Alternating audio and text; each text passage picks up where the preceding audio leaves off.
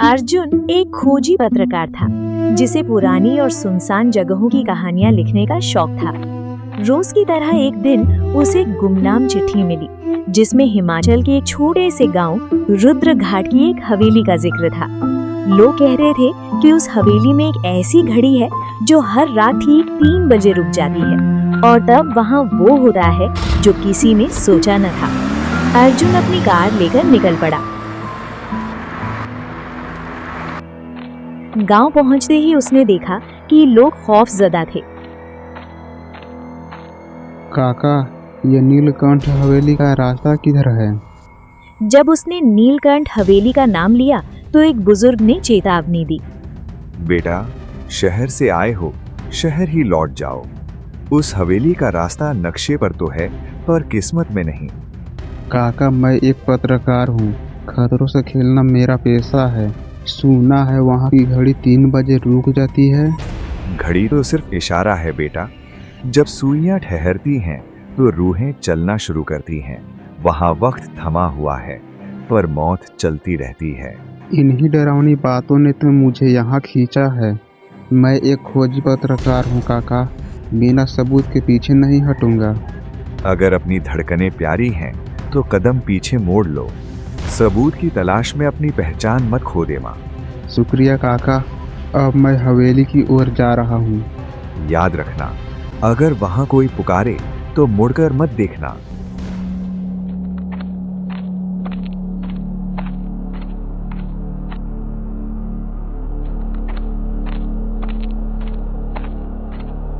अर्जुन ने हवेली में कदम रखा। दीवारों पर बड़े बड़े पूर्वजों के चित्र लगे थे जो उसे ही घूरते हुए महसूस हो रहे थे। हवेली के बीचों बीच एक विशाल दीवार खड़ी थी। उस रात अर्जुन टॉर्च और कैमरा लेकर वहीं बैठ गया। बस कुछ देर और, 3 बजे तक देखता हूँ क्या होता है। ठीक रात के 2:59 पर हवेली में एक अजीब सी ठंडक बढ़ गई। जैसे ही घड़ी की सुइयां 3 पर आईं, एक जोरदार धप की आवाज हुई। घड़ी रुक गई। अचानक हवेली की दीवारें नीली रोशनी से चमकने लगी और एक धीमी सी संगीत की आवाज आने लगी, जैसे कोई पुराना पियानो बजा रहा हो। अरे, ये क्या है? घड़ी रुक गई और ये नीली रोशनी, ये कहाँ से आ रही है? और ये संगीत, पियानो की आवाज, ये सब क्या हो रहा है? अर्जुन ऊपर की मंजिल पर गया जहां से संगीत आ रहा था। वहां उसने देखा कि एक कमरा जो पहले बंद था अब खुला हुआ था। कमरे के अंदर एक लड़की बैठी पियानो बजा रही थी, लेकिन उसका चेहरा नहीं दिख रहा था। अर्जुन ने गौर किया कि लड़की के हाथ पियानो पर नहीं बल्कि हवा में चल रहे थे। कौन है वहाँ पर? क्या आप मुझे सुन सकती हो? सुन भी सकती हूँ और महसूस भी। तुम बहुत देर से आई अर्जुन, 100 साल देर से। तभी उसकी नजर एक तस्वीर पर पड़ी जो कमरे में लगी थी। वो तस्वीर उसी लड़की की थी, लेकिन उसके गले में एक अनोखा नीला हीरा था। अर्जुन ने पुरानी किताबों में पढ़ा था कि वो हीरा समय का पत्थर कहलाता था। आप मेरा नाम कैसे जानती हैं? और ये नीला पत्थर जो आपके गले में चमक रहा है, ये क्या है? मैं सिर्फ सच जानना चाहता हूँ। ये मेरी आजादी की चाबी है और तुम्हारी उम्र का ताला। क्या तुम मुझे इस कैद से रिहा करोगे, या तुम भी उन्हीं लालची लोगों की तरह हो जो इसे बेचना चाहते हैं? ये नीला हीरा समय का पत्थर है। इसने मुझे अमर तो कर दिया, पर एक कैदी की तरह। क्या तुम मुझे इस चक्र से आजाद करोगे? मैं एक पत्रकार हूँ और मैं रूहों के चक्कर में नहीं पड़ता, पर आपकी आंखों का दुख सच लग रहा है। बताइए, मुझे क्या करना होगा? नीचे जाओ। घड़ी के पेंडुलम के पीछे इस पत्थर का असली वजूद छिपा है। उसे वहां से हटा दो और वक्त फिर से बहने लगेगा। अर्जुन को समझ आया कि घड़ी का रुकना और लड़की का दिखना उस हीरे की वजह से था। वो नीचे भागा और उसने देखा कि घड़ी के पेंडुलम के पीछे वही नीला हीरा छिपा हुआ था। जैसे ही अर्जुन ने उस हीरे को छुआ, हवेली का दृश्य बदल गया। उसे 100 साल पुराना एक दृश्य दिखा। हवेली का लालची मालिक उस लड़की को मार रहा था क्योंकि वो उस हीरे को चुराना चाहता था। लड़की ने मरते वक्त एक श्राप दिया था कि जब तक ये हीरा इस हवेली में रहेगा, यहाँ का वक्त हमेशा के लिए कैद रहेगा। अब अर्जुन के पास दो रास्ते थे, या तो वो हीरा लेकर भाग जाए और अमीर बन जाए, या फिर उस हीरे को नष्ट कर दे ताकि उस लड़की की आत्मा को शांति मिले और वक्त फिर से शुरू हो सके। पर जैसे ही अर्जुन ने हीरा निकाला, हवेली की दीवारें कांपने लगी। गांव के वही लोग जो दिन में डरे हुए लग रहे थे, अब हवेली के बाहर आकर खड़े हो गए। उनकी आंखें नीली चमक रही थी। रुक जाओ पत्रकार, वो हीरा जहां से निकाला है वहीं रख दो, वरना अंजाम बुरा होगा। तुम लोग इंसान हो या परछाइयाँ, ये पत्थर इस लड़की की आत्मा को तड़पा रहा है। तुम इसे क्यों बचा रहे हो? तुझे क्या लगता है हम जिंदा हैं? हम इस गांव की वो लोग हैं जो 100 साल पहले मर चुके थे। ये हीरा ही हमें इस दुनिया में टिकाए हुए हैं। अगर ये टूटा तो हम सब राख हो जाएंगे। तो क्या तुम पत्थर की गुलामी के लिए मुर्दा बनकर जीना चाहते हो? यह कैसी अमरता है?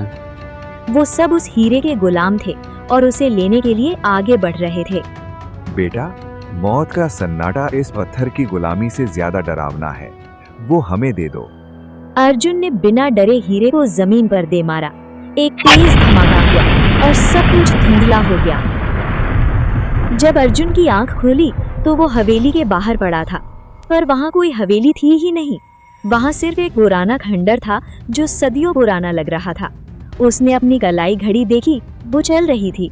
उसने चैन की सांस ली कि सब खत्म हो गया, लेकिन जैसे ही उसने अपनी जेब में हाथ डाला, उसे बर्फ जैसी ठंडक महसूस हुई। उसने जेब से हाथ बाहर निकाला तो उसके होश उड़ गए।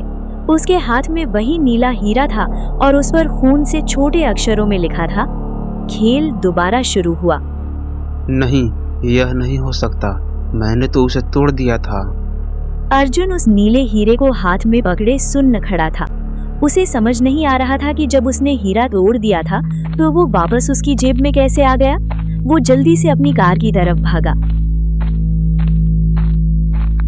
लेकिन जैसे ही उसने पीछे मुड़कर देखा, वो दंग रह गया।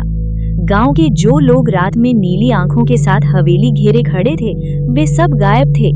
पूरा गांव वीरान पड़ा था। गलियों में सन्नाटा था, जैसे वहां दशकों से कोई रहा ही न हो। अर्जुन ने अपनी कार स्टार्ट की और तेजी से शहर की तरफ निकल पड़ा। शहर पहुंचकर अर्जुन ने अपने घर का दरवाजा बंद किया और चैन की सांस लेनी चाहिए। लेकिन जैसे ही उसने आईने में देखा, उसका खून सूख गया। आईने में उसकी परछाई के पीछे वही लड़की खड़ी थी जिसे उसने हवेली में देखा था, पर इस बार उसका चेहरा साफ था, बेहद खूबसूरत लेकिन बेजान। उसकी आवाज अर्जुन के दिमाग में गूंजी। ये हीरा नया पहरेदार मांगता है। तुमने इसे नहीं चुना अर्जुन, इस हीरे ने तुम्हें चुना है। अब तुम जहाँ भी जाओगे, वक्त तुम्हारे पीछे चलेगा। समय को तोड़ा नहीं जा सकता अर्जुन। अब तुम मेरे हो और मैं तुम्हारी। इंतजार, 100 साल का इंतजार खत्म हुआ। अब तुम्हारी बारी है उस घड़ी की सुई बनने की। उस रात अर्जुन सो नहीं पाया। उसने देखा कि उसके कमरे की दीवार घड़ी की सुइयां उल्टी दिशा में घूमने लगी थीं। उसे महसूस हुआ कि उसकी उम्र कम हो रही है। उसके चेहरे की झुर्रियां गायब हो रही थीं और वो छोटा होता जा रहा था।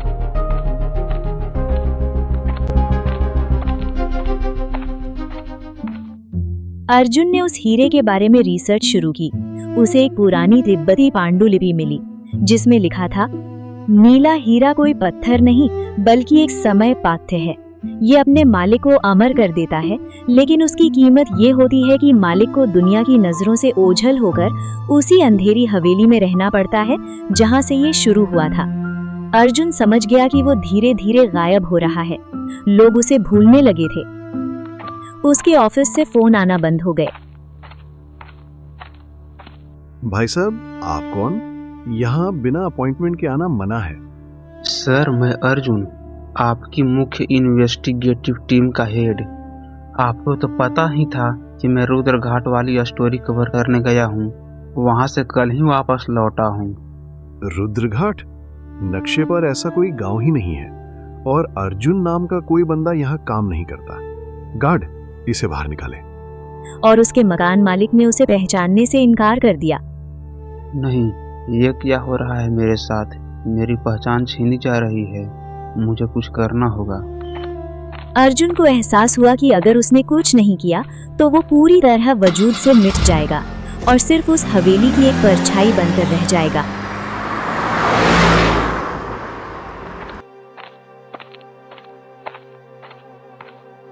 वो उसी टूटी हुई हवेली यानी खंडहर पर वापस पहुंचा। वहां वही बुजुर्ग बैठा था जिसने उसे पहले दिन चेतावनी दी थी।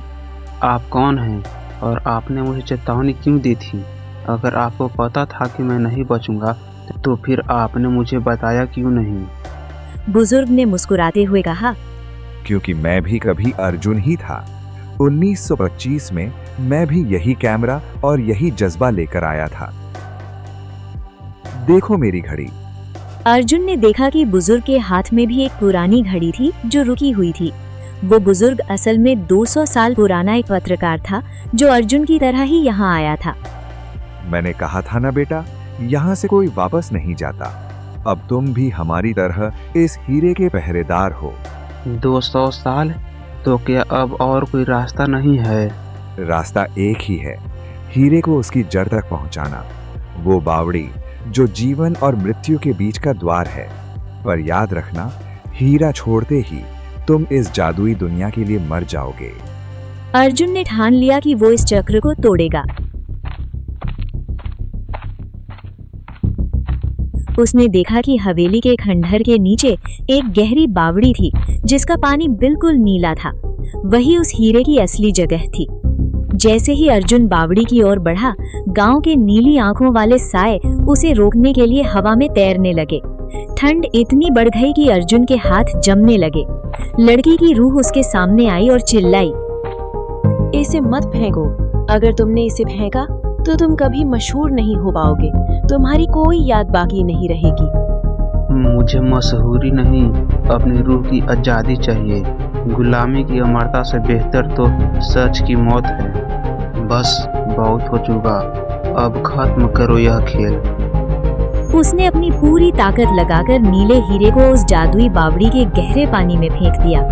जैसे ही अर्जुन ने अपनी पूरी ताकत लगाकर नीले हीरे को उस जादुई बावड़ी के गहरे पानी में फेंका, एक बहुत तेज नीली रोशनी आसमान की तरफ उठी और एक दर्दनाक चीख गूंजी, नहीं। और पूरी हवेली किसी कांच की तरह बिखर गई। अर्जुन को लगा जैसे वो किसी गहरे अंधेरे में गिर रहा है। अगली सुबह जब अर्जुन की आंख खुली तो वो उसी पुराने बरगद के पेड़ के नीचे था जहां वो पहले दिन बुजुर्ग से मिला था। लेकिन इस बार ना वहां कोई खंडहर था, ना कोई डरावना सन्नाटा। चिड़ियों की चहचहाहट थी और सूरज की सुनहरी किरणें चारों ओर फैली थीं। उसने अपनी जेब में हाथ डाला, वो खाली थी। उसने अपनी घड़ी देखी, वो टिक टिक करते हुए बिल्कुल सही समय बता रही थी। श्राप टूट चुका था। अर्जुन वापस अपने शहर लौट आया।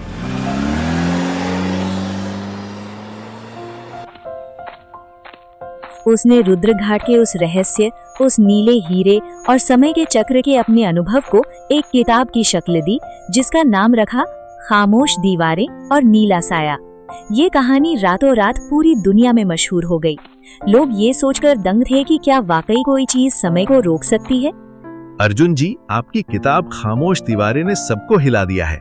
क्या ये सच में आप पर बीती है? कुछ कहानियां दुनिया को बताना जरूरी होता है ताकि समय दोबारा ना रुक जाए। अर्जुन अब महज एक पत्रकार नहीं बल्कि दुनिया का सबसे प्रसिद्ध लेखक बन चुका था।